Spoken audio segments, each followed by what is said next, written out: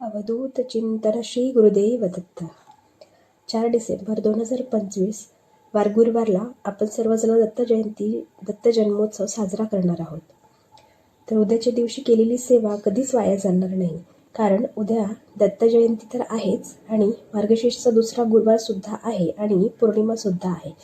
त्यामुळे उद्याच्या ह्या अत्यंत शुभ आणि मंगल दिवशी आपल्याला जेवढी जमेल तेवढी सेवा करायची आहे. तर उद्या सकाळी लवकर उठून आपलं स्नान वगैरे आवरून स्वामींच्या किंवा दत्त महाराजांच्या मूर्तीवर आपल्याला अभिषेक करून घ्यायचा आहे. मूर्ती नसेल, फोटो असेल तर फोटो स्वच्छ पुसून घ्यायचा आहे. आजच्या दिवशी आपल्याला दत्त महाराजांची किंवा स्वामी महाराजांची षोडशोपचारी पूजा करायची आहे. तर षोडशोपचार पूजा म्हणजे काय? आपल्याला अभिषेक करून घ्यायचा आहे स्वामींच्या किंवा दत्त महाराजांच्या मूर्तीवर. अभिषेक पाण्याने करू शकतो, पंचामृताने किंवा केशरयुक्त दूध तुम्ही तयार करून त्याचा अभिषेक आपण करू शकतो. चंदनाने आपण अभिषेक करू शकतो. त्यातून किंवा यापैकी जे काही उपलब्ध असेल त्याने आपण अभिषेक करू शकतो. तर अभिषेक करताना एकदा गणपती अथर्वशीर्ष, त्यानंतर 16 वेळा पुरुष सूक्त म्हणायचं आहे. त्यानंतर 16 वेळा श्री सूक्त म्हणायचं आहे. श्री सुक्तम जर 16 वेळा म्हणणं शक्य नसेल तर 1 वेळा म्हणू शकता, पण पुरुष सुक्तम 16 वेळा म्हटलं तर अतिशय चांगलं. त्यानंतर पवमान सुक्त म्हणायचं आहे 1 वेळा. त्यानंतर आपण हा जो अभिषेक केलेला आहे त्या अभिषेकाचं जे तीर्थ आहे ते घरातील सर्वांनी प्राशन करायचं आहे, कारण ते अमृता समान आहे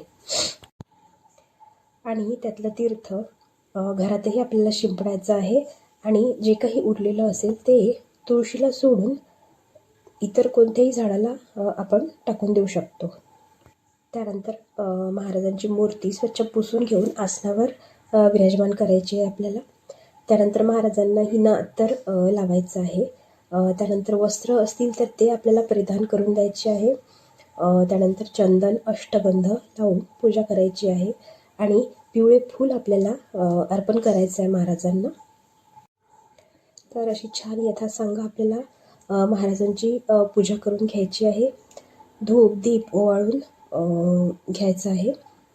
त्यानंतर उद्याला आपल्याला रोजप्रमाणे 10:30च्या ऐवजी, जसं रोज आपण 10:30ला आरती करत आहोत आता हे पारायणामध्ये, तर ती 10:30ची आरती न करता आपल्याला 12:39ला आरती सुरू करायची आहे, कारण 12:39 हा दत्त जन्माची वेळ आहे.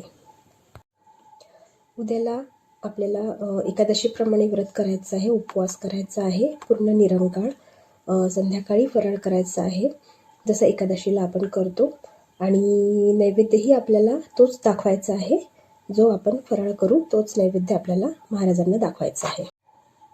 जसं की आधी सांगितल्याप्रमाणे आपल्याला आरती 12:39ला शार्प सुरू करायची आहे.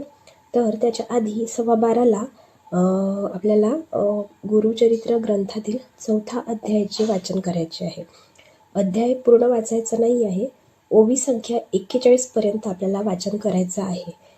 त्यामध्ये दत्त जन्माची कथा सांगितलेली आहे आणि अगदी सुंदर कथा सांगितली आहे त्याच्यामध्ये, तर ती आपल्याला वाचायची आहे. ती कथा वाचल्यानंतर ग्रंथ तसाच झाकून आपल्याला परत तिथे झाकून ठेवायचा आहे. आणि त्यानंतर 3 वेळा आपल्याला जय जयकार करायचा आहे. अवधूत चिंतन श्री गुरुदेव दत्त, अवधूत चिंतन श्री गुरुदेव दत्त, अवधूत चिंतन श्री गुरुदेव दत्त, असं आपल्याला 3 वेळा जय जयकार करायचा आहे. तर उद्या आपल्याला आणखी याच्या व्यतिरिक्त काय काय करायचं, कोणत्या सेवा करायच्या आहे. 4था अध्याय तर आपल्याला ओवी संख्या 41पर्यंत वाचायचा आहेच. त्या व्यतिरिक्त स्वामीचरित्र सारामृताचा 1 पाठ आपण करू शकतो, 1 पारायण आपल्याला करायचं आहे. त्यानंतर संक्षिप्त श्री गुरुचरित्र सारसुद्धा आपण पठण करू शकतो. त्यानंतर घोर कष्टोद्धार स्तोत्र अतिशय प्रभावी दत्त महाराजांचं, ते 21 वेळा पठण करू शकतो. त्यानंतर दिगंबरा दिगंबरा श्रीपादवल्लभ दिगंबरा 11 माळी जप करायचा आहे. त्यानंतर श्री स्वामी समर्थ ह्या मंत्राचा 11 माळी जप करायचा आहे. त्यानंतर दत्तभावनीचंही वाचन आपण करू शकतो. या व्यतिरिक्त आणखी ज्या काही स्वामी महाराजांच्या किंवा दत्त महाराजांच्या सेवा आपल्याला माहीत असतील त्या आपण सर्व करू शकतो. त्यानंतर अन्नदानाला उद्या खूप जास्त महत्त्व आहे, तर ते नक्की करा. त्यानंतर उद्या पौर्णिमाही आहे, तर उद्या पौर्णिमा सकाळी उद्या म्हणजे 4 तारखेला पौर्णिमा सकाळी 8:38 सुरू होणार आहे आणि 5 तारखेला पहाटे 4:44 संपणार आहे. त्यामुळे पौर्णिमेची जी आपण सत्यनारायण करतो तर ते आपल्याला उद्याच करायचे आहे. तर दत्त जन्मोत्सवाच्या सर्वांना खूप खूप शुभेच्छा. अवधूत चिंतन श्री गुरुदेव दत्त. श्री स्वामी समर्थ. व्हिडिओ बघितल्याबद्दल खूप खूप धन्यवाद. आणि व्हिडिओ जर माहितीपूर्ण वाटला असेल तर नक्की शेअर करा, लाईक करा आणि सबस्क्राईब नक्की करा. धन्यवाद.